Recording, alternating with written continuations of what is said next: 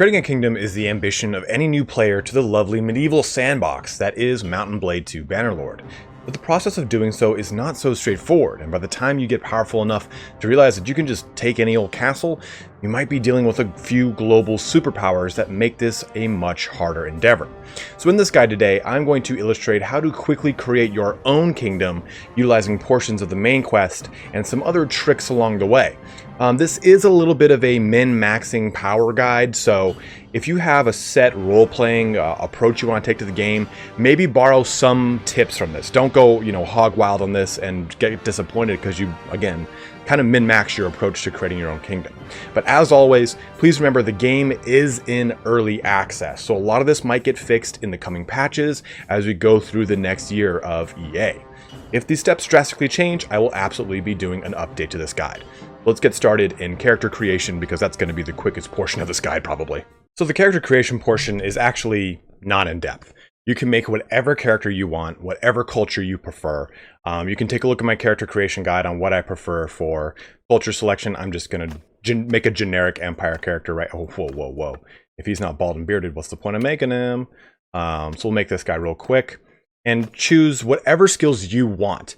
If you want to be a trader, make a trader. If you want to be someone who is particularly good at frontline combat, then make that character. You don't necessarily have to make any one. All of the steps that we're going to talk about are pretty universal across every single class. So just kind of have fun with it. Don't feel like you have to be constrained to any specific build to make this work. So we've created our character here. He's just a generic Empire character. That's what I'm going to be using as the blueprint for this is Empire, but this works again, like I said, with any culture. Just simply adapt to the culture as you see fit. So now that we've created our character, let's jump into the game. So here we are in the early game. I mean, I'm just freshly out of the training field. So what you want to do from this point is amass a quick little army of 10 to 15 recruits. I did Empire for this example, but honestly, you can do anything. Just about every culture has some way to do the next step we're going to talk about. But mainly those 10 to 15 units is to make sure that looters won't always harass you in your personal trade route. So that is your next big step here, is setting up a quick, early, easy personal trade route. For example, buying pottery in Poros and then selling it to Lycaron up here, and then buying clay in Lycaron and running it back and forth between these two is a really good way to make a lot of early money. You'll get like 300, 400, 500 dinar each time you do it, but as you get more money, you can buy more mules, you can buy more pack horses that allow you to carry more money back and forth. So I think that this is a really good starting if you're Empire. But what if you're another nation? Well, let's just kind of zoom out here, Bob. If I come over here to Kazate, running Baltic Hand down to Makeb, you can do stuff like fish. From Baltic Hand down to Makeb is a great run. A number of other things, I think fur and flax down to Makeb is a great run. Makeb, though, bringing meat up to Baltic Hand is great. There are a lot of trade goods between these two that really benefit. So this is a really quick, easy Kazate one. If you're Sturgia, let's go over here, Revel has got just a run on fish. So you can also jump to the little small villages here. I don't think, oh yeah, flax, and this one should be fish. Yeah, fish. So you just kind of take some fish and flax from these two locations, even in Revel itself, and you run it down over here to Epicoritia or down to Rotai if you want to make a bit longer of a trip. But those are a big good one for both Valandia. I'm sorry, not Valandia, for Sturgia, or even Empire if you want to run that route up there and get involved with this portion of the Empire. Now, Britannia has a ton of hardwood, which is no pun intended. So you can run hardwood all throughout Britannia, into Valandia, into the Empire, or actually even into Sturgia. There are portions of Sturgia that are really hungering for that hardwood. So I believe Sionon over here to Varnavapal is a Varnavapal is a really good trade route if you're doing Britannia. Now, Valandia, Oxhall to Sargo is a really good one. You can do, or you can do, not stock, what's it called? Those things like horses or cows and sheep. You can run them livestock. That's the name. But Sargo in general has a high demand for a lot of different commodities. So you can actually run a number of stuff to Sargo. Fish from Gaeland, stuff over here from Provend. You can run so many things down to Sargo that this can be your main hub as far as your terminus for your trade route throughout Valandia. Now, Asrai, on the other hand, is just running with horses. That was a bad one. That was a bad pun. So you can take horses from any portion of the Asrai land into any portion of Valandia, which has got high demand for them, or actually portions of the Western and Northern or Southern Empire over here, because they do have also a high demand for horses. So hopefully that gives you an idea of some personal trade routes you can run. But outside of that, I'm personally privy to tournaments, so I always recommend searching these out. But only do that after you've amassed a good 5 or 6K by trading. Unless, of course, there's tournaments in the trading towns that are en route. So if I click on Poros right here, all right, well, there's no tournament, so I wouldn't run one. I'd run up to Lycaran and see if there's, or Lycaran and see if there is a tournament, and I'd join into it here. So once you've gotten 5 or 6K, though, you want to buy an army of up to 20 soldiers. And find yourself a good utility companion, not a combat companion. So my recommendation would be either a healer or a scout. Let's pop open the encyclopedia, go to hero. N is to open up the encyclopedia, by the way. N to open the encyclopedia, go to heroes, go to wanderers, and here we go. Now, scouts will help with visibility, so you can see things from further, you can see hideouts, you can also see what armies are comprised of, what their prisoners are consisting of, as well as their wounded, and their army itself. So you get a little bit more visibility, and you can see, again, further on the map where they are in relation to you. Now, healers will help your men recover faster and also dodge outright death instead just become wounded. So you don't need to worry about getting the absolute best version of these companions, but I dig into the encyclopedia here and get an idea of who's in your local area and then just kind of go after them. I mean, even going a bit further, after you've gotten 20 men, it's not a bad call because you'll be just ransacking looters in the next step anyway, so you can kind of kill 2 birds with 1 stone. And the reason I say not to worry about the absolute best companion is because even if you get near to the best, they'll still level up over time. This is the beginning of the game after all, and the other ones will probably populate as you get further into your playthrough. So if I take a look here, we lucked out here, and we got the Scholar. I'll just type in the Scholar. And the Asrai Scholar is the best healer, so this is a good surgeon here. Gives us 122 medicine, but we also have, is it the Leopardess? We have a decent enough scout in here somewhere. Yeah, she's 100 scouting, and she's also got crossbow skills. So, and she's over in Revolt, that's pretty close. So I would say take a look at your companions, see what's close, go scoop them up, but don't worry about it not being the absolute best one. And even if you decide, you know what, this is just not working out, it's not the best one, I want the best one, I'm sure it'll populate in your game eventually. The Wanderers do kind of come and go and more populate over time. So don't worry. Oh, we can get the Smith. That's fancy. We got a nice Smith companion there. So don't worry too much about the level of competency of your companion in their relevant specialty. But let's jump over to what you do after you really kind of set up your companion in your army. Okay, you have your companion and you've got 20 or so men. Get those 20 men upgraded to tier 2 or tier 3 and try and split the difference depending on your preferred culture's preference. For Empire, I did an even 10-to-10 split of archers and infantry. And you'll do this by auto-resolving or at least personally fighting as many looters as you can. Just get yourself leveled up quickly and get some cheap loot to sell. Capture the prisoners and ransom them at taverns for some additional supplemental income, stuff like that. A quick tip on this though, make sure you're holding down Alt when you're deciding which pack of looters to attack. These are villagers, of course, so it's not really going to be the case, but we can kind of mosey around and look for some, but I'm in a specific spot, I don't want to move.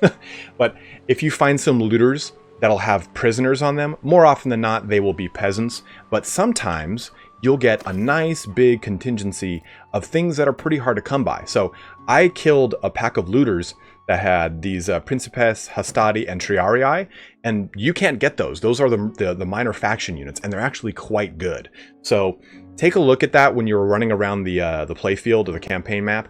Try and attack looters that have prisoners, because again, you might get a huge surge in your units here. But once you've upgraded you'll probably reach clan rank tier 1, which I have. As you can see, I've got 55 troops here.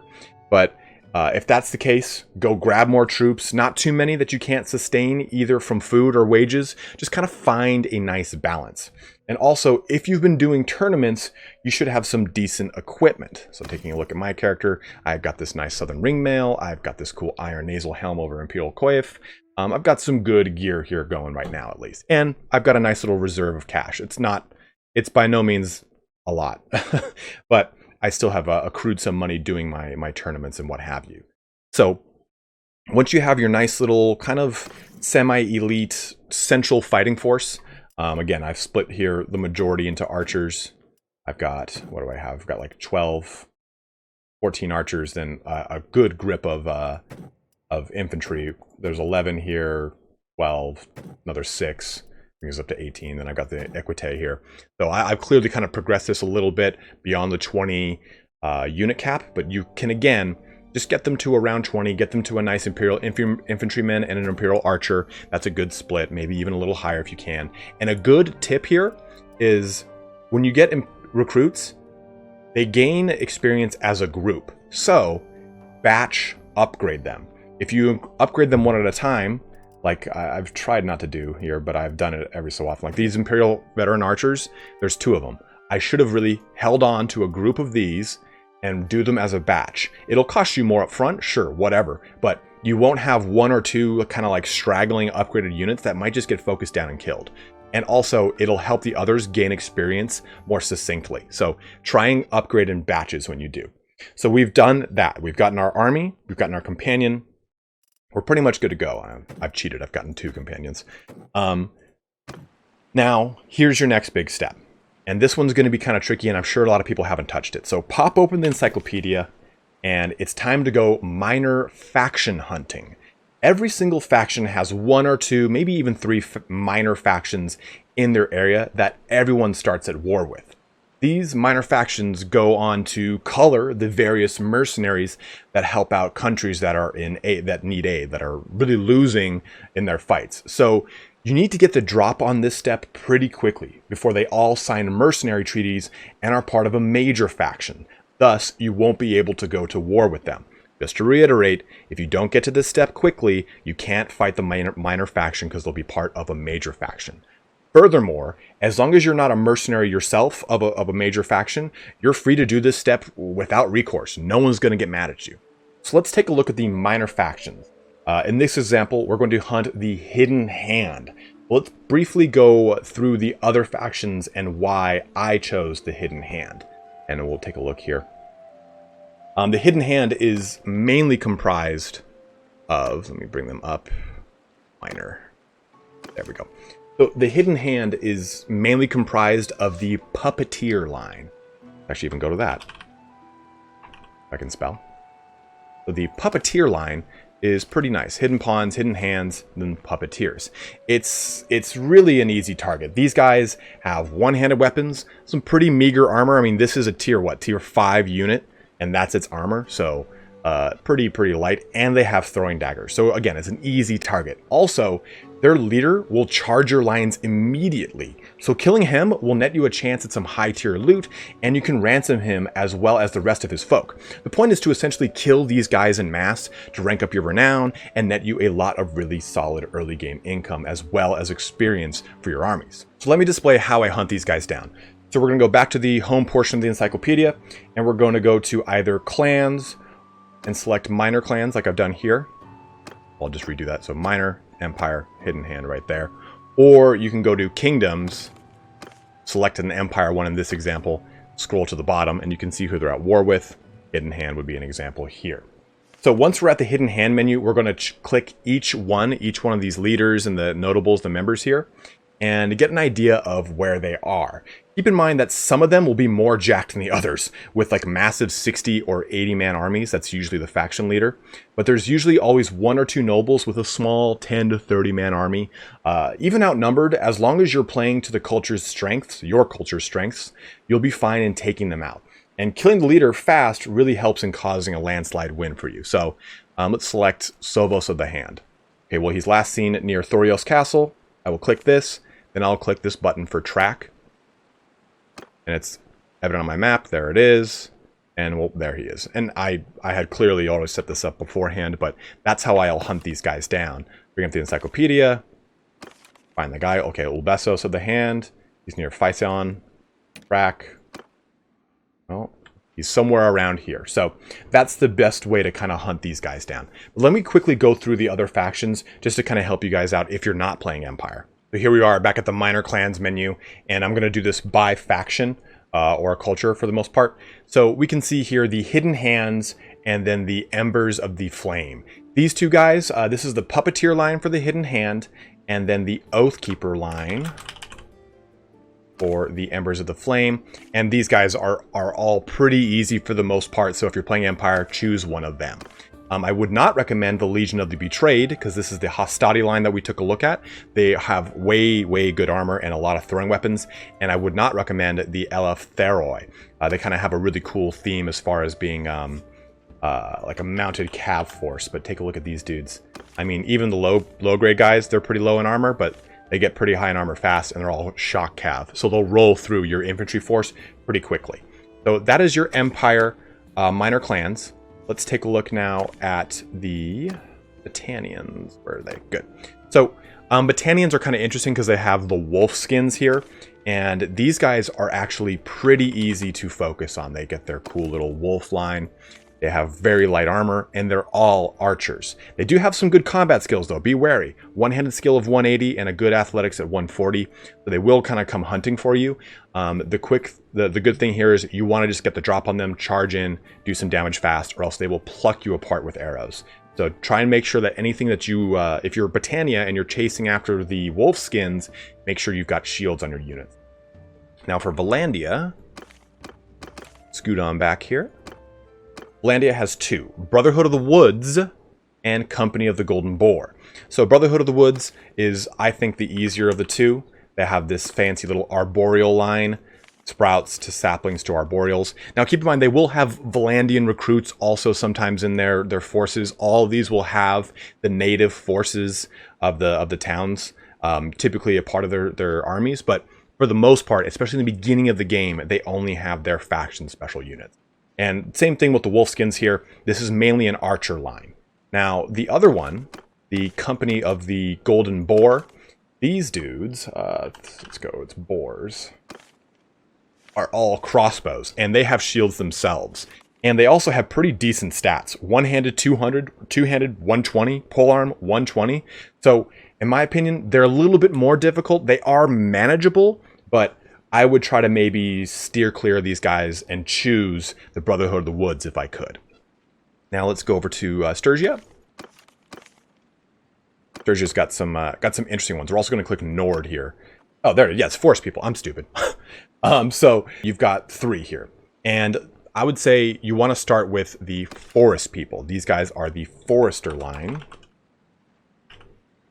And they do have some pretty jacked top tier units that have heavier armor, but they are mainly, for the most part, Sturgian archers, if you want to think of it that way. And they have a pretty fast drop off on their armor between these two ranks than to this one, which is a much heavier armored focus. So kind of be careful here with Sturgia. They have a pretty beastly little force for even their weakest one, because their other one are the Scolders. Let me get to them.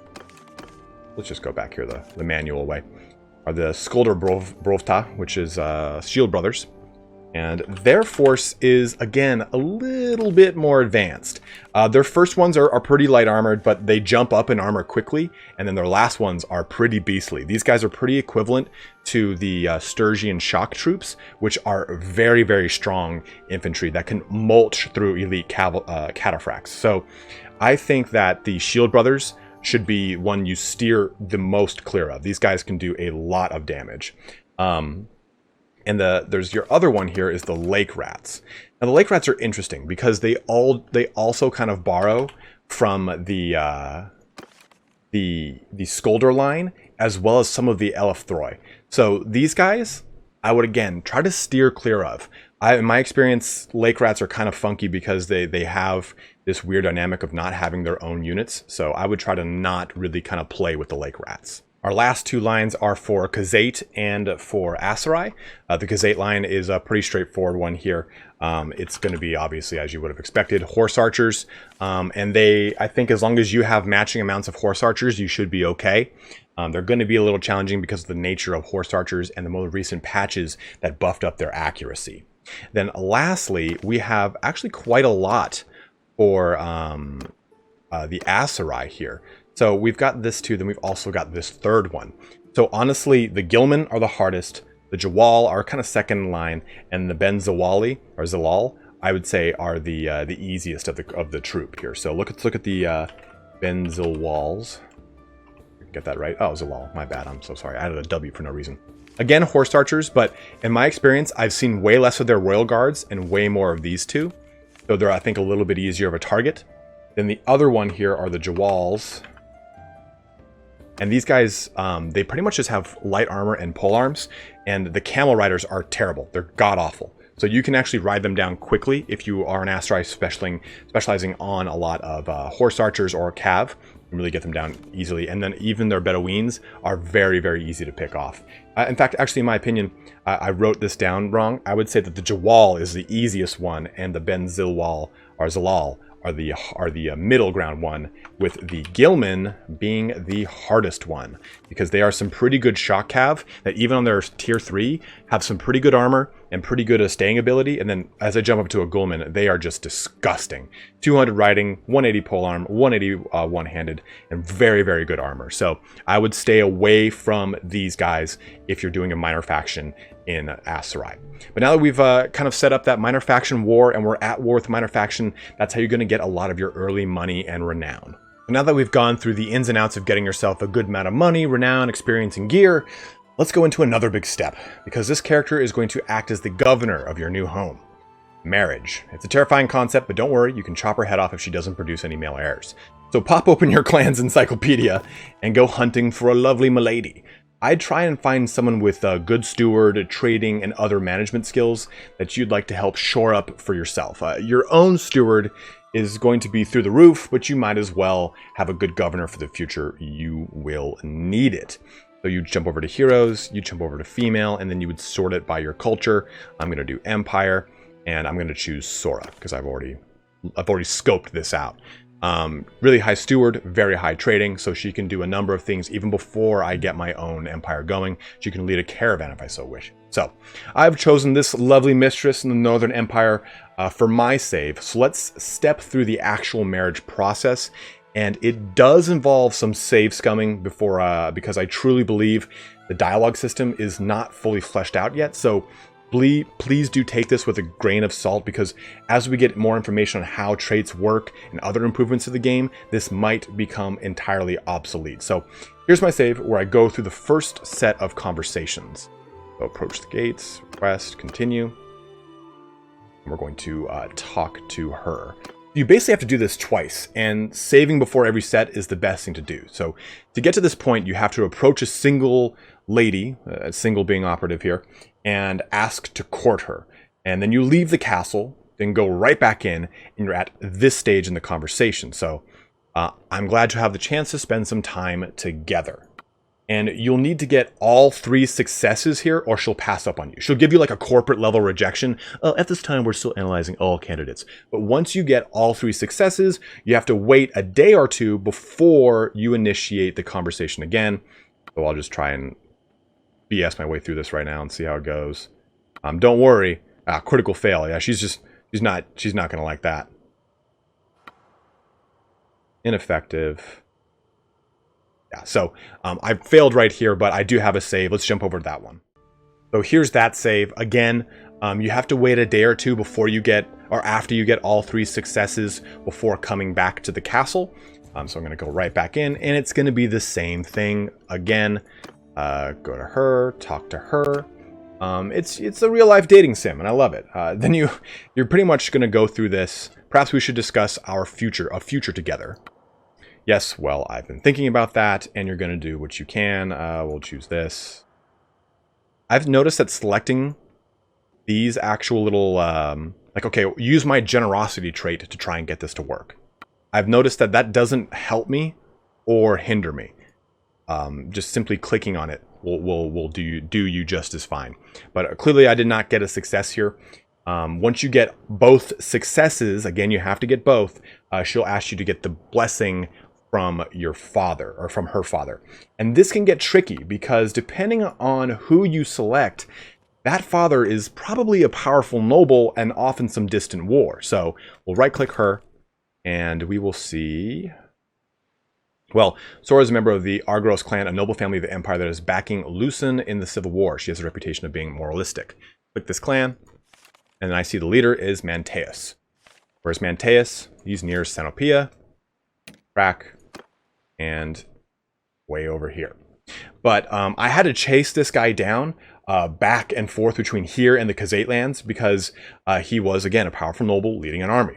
But if you have to do that, just simply kill looters on the way, look for any minor factions you're hunting, assuming they haven't joined another faction, and keep doing what you're doing. Any money you gain is going to be necessary for the wedding dowry. That's right, wedding dowry. So in this save, I finally hunted the father down, which sounds ominous, but you're going to pop into a dialogue with him. Get that going here.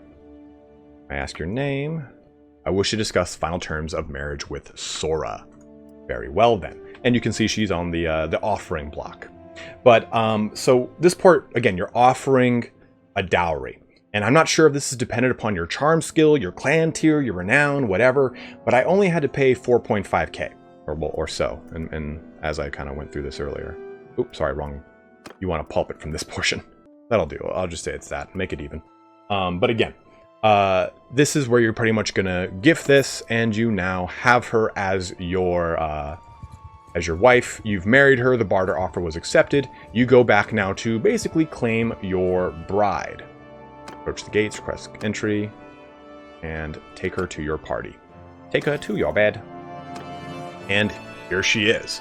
So, the nice thing about this is, for one, this does not go against your companion cap. This is outside of your companion cap, which is pretty cool.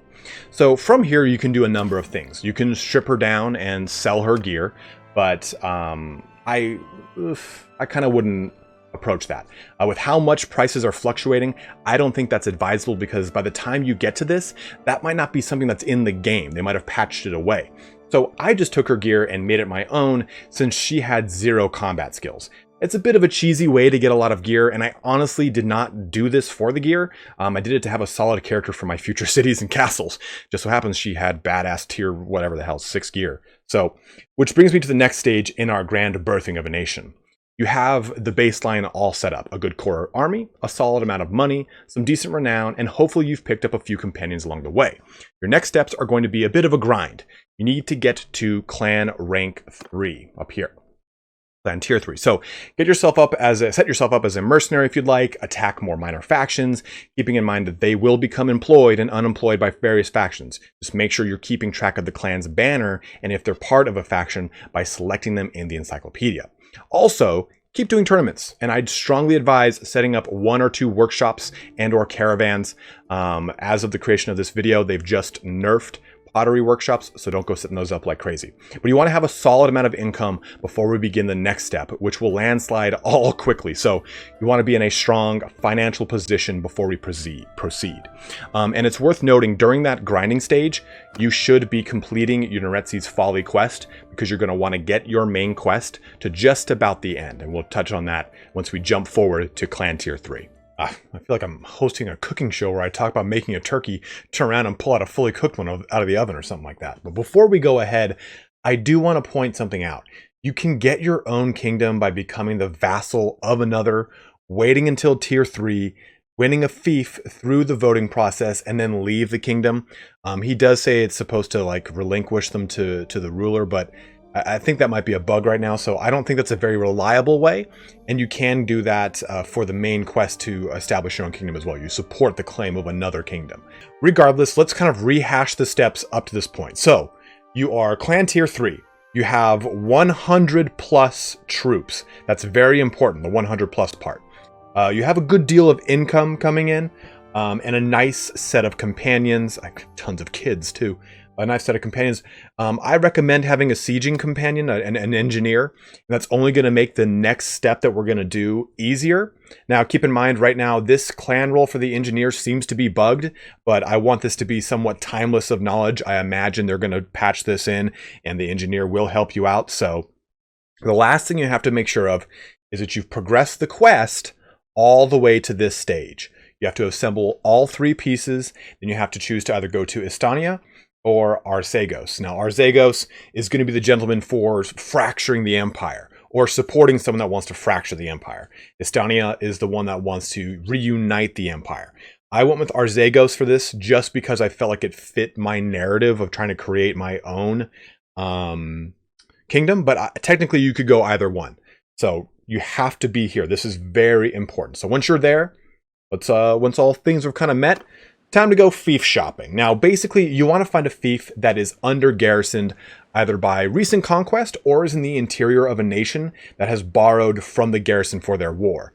Before this point, I was a mercenary of the Western Empire, so I actually took a look at this location, and it was pretty under-garrisoned. Not that under-garrisoned, but I liked its location the most. It's pretty secluded, it's far away from things, and that's why I chose it. This is for the Western Empire, but let's say you want to be Valandia. Drapen Castle is a really good one. If you are Sturgian, this one over here, Ustakol Castle is really solid. If you are these guys, oh, Jesus. Kazate. The Khazar Castle is really solid. And honestly, the majority of the Asarai locations are pretty good. I mean, honestly, they're pretty kind of nice and secluded. You could choose something like this, like a Berthial or Alan Balak. But the big thing about this is you want to be kind of far away so they can't just rally an army to you immediately. So before you siege a castle, you have to declare war. And to declare war, you have to jump over here and you have to either attack a lord or a village. I would not recommend attacking the village of the place you're about to inherit because you're going to start your kingdom there. These guys are going to start at -30 relations. So either finding a lord to attack that's close to where you want to go, or a village that's close to you want to go, that's probably the best bet. I'll just raid this, and I'll send my troops and let it do its thing here. Actually, it was pretty good for auto-resolve there. And we'll just fix that there. So, now that you've done this stage, it's now time to get involved in a siege. You're going to jump down here. You want to siege the city or the castle. I recommend castle because it's easier. You can actually siege a newly captured city. They will be pretty easy to take care of. But you besiege the castle. Make sure you have enough food before you do this. That's going to be pretty crucial. I've stocked up heavily in food. Siege it. But once you complete getting your castle, you need to go turn in the banner. So let's jump ahead a little bit once more. And I apologize for a lot of jumping ahead. This whole process took me about an hour and a half, and I don't want to have you guys sit through every single bit of that. So once you've taken your castle, you have to jump and go and turn in the quest. Okay, we've sieged and defeated and won over our castle. We now have our own kingdom for all intents and purposes, but there's more we have to do. Western Empire is at war with me, and they're going to just cook my goose right now. So let's go back, not to the Lord's Hall. I don't want to go there. Go to the dungeon, manage prisoners. We've put all of our prisoners in there, and go to the garrison real quick, and we've put in the majority of troops into this garrison that you won over for winning the castle or city if there were any prisoners. So we've got enough guys. Let's get going here. We've got some good speed. We don't want to be weighed down by anything if we can avoid it. So what we have to do is go to one of these 2 locations. Go to whatever one's closer. Just keep these 2 locations in mind when you are trying to get back to turn the quest in. So you're going to run all the way. You have to pretty much kind of watch where you're going, though. You don't want to get caught. They're probably going to just completely ignore us, and that's good. You just want to get up to Marnoth. And don't really worry. They're going to siege your castle. They're going to assault the castle. As long as you get this in before that happens, you're going to be just fine. And I got it done, so we'll see what happens right here. Hopefully it works again. But you want to make sure also that you have 100 troops by the time you get to this point. I'm dealing with my woundeds recovering right now, so hopefully we'll get to 100 by the time we get to the city. If not, just recruit a couple more troops in the city, go in and out of the city, and you'll be good. You'll be at 100 for all intents and purposes of the quest. Okay, we're just now under attack, so we should be all set. we're gonna talk. I've gathered the banner pieces. How can I create my own kingdom? And we are done. Oh, it's gonna give me this part. Create your own kingdom. You got all these. Make sure all these check marks are set. I think we actually have to jump out of the city. Okay, I've done everything you asked of me. I'm ready. There we go. We're done. That was it. Honestly, it was actually a really intense moment when I was doing this. I was like, oh, I'm not gonna make it. I'm not gonna make it. I'm not gonna make it. But once you do that, you're set. You have made your own kingdom. So jump to the kingdom button, go to diplomacy. We're no longer at war. We still have our fief and we have our castle. Let's jump back to our castle real quick to close this video out. Okay, we're back at our castle. We've turned in. We have our own kingdom. We are our own superpower. Now, having a castle is not obviously as advantageous as having a city in and of itself, but we still have a lot of income coming in from our caravan, from our pottery shop that we set up, any kind of stuff that we've done to kind of help supplement our income. Now, the biggest thing you want to do is get your influence up and start enacting some policies. And your influence, you can gain that by doing tournaments yet again, by dealing with your looters, fighting those minor factions. Just worry about your influence so that you can start working on stuff like, enacting your policies. Things like the big one is going to be Council of the Commons. Each notable yields 1 influence per day to the settlement owner's clan. So you've got your own settlements and you've got your own notables in them. Make sure you're going ahead and boosting up the amount of influence you're going to get from that. It's going to grant you a ton of influence. In addition, you also want to be picking up soldiers from a lot of these neighboring towns and bring them into your garrison and just kind of fill this thing up. You want just enough that things aren't starving, but just enough that you can also hold it if something happens with another nation. But guys, that's it. You now have your own kingdom. You are solidified. You can create your own legacy from here on out. I know this video had a lot of little nuanced parts. And it was very dense. It's probably the longest guide I've done thus far. And this video took me about 4 to 5 days to really kind of create all the saves and make sure I had the right narrative to show you guys how to do this in a pretty detailed format. One last thing though, before we close out our video, it's up to you to kind of decide how you want to grow your fledgling nation here and how you want to model it. So you can get other clans to join you by either persuading them if they're under a certain clan tier rank, I believe like 2 or 3, or by paying them to join you if they're higher than that scale. So having a high charm skill in this is going to really help out with the persuasion process and possibly even the monetary amount for the higher clan tiers. I encourage you guys to have a lot of fun with this.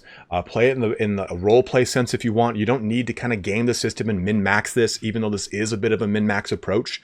But if you have any questions, you get snagged or stuck on anything, please, by all means, guys, do leave a comment below so I can help you out the best I can. If you have any questions, again, leave a comment.